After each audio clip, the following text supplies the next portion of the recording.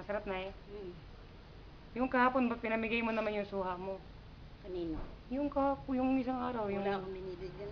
Meron yun si Atoy. Hindi mo na yata nagustuhan yun kasi hindi mong lasa. Ay, binili ni Bernie, puti na, ilaw. Ah, ibig sabihin mura. Sabi ko, ibalik mo sa kanya, sabi mo hindi tama itong binili. Tinitipid ka na, Nay. Ah, masarap yung suha mo na yun. Hindi natin yung suha mo. Wow, pinakain ng matanda. Ano, Nay? Ano, Nay?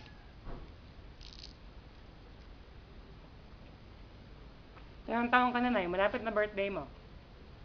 Ay, hindi na ako maghahanda. Hindi daw siya maghahanda, eh.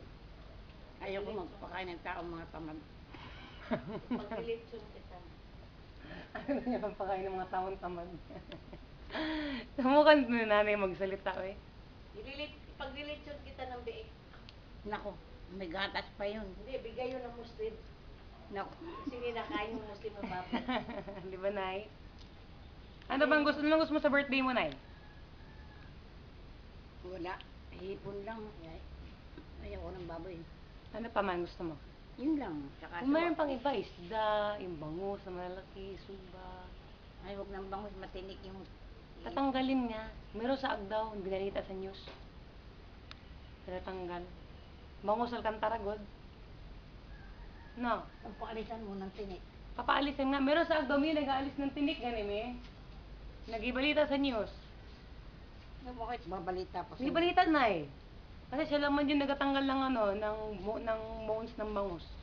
Sa Agdaw, siya lang. Ginagawang relini yun. Hindi niya ginagawa, binibenta niya. Marami nabili. Ano no, may diaryo ako ngayon. Pinost siya sa ano, sa harapan sa front page. Agdaw.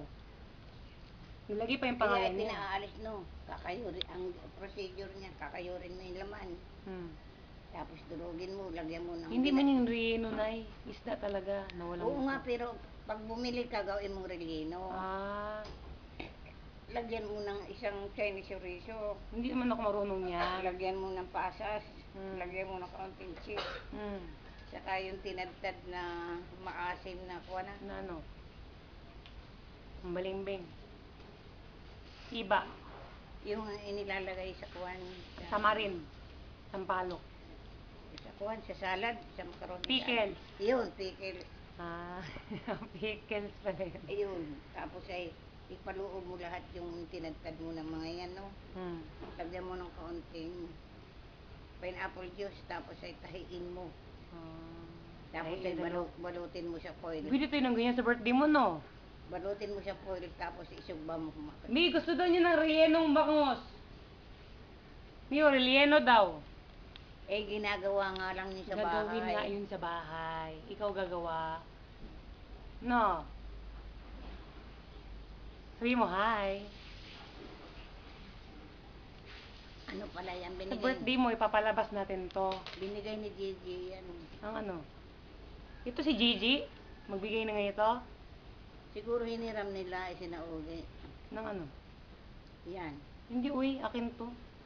Asa naman yung nakalagay doon sa ibabaw? Iba man yun. Nasa ano?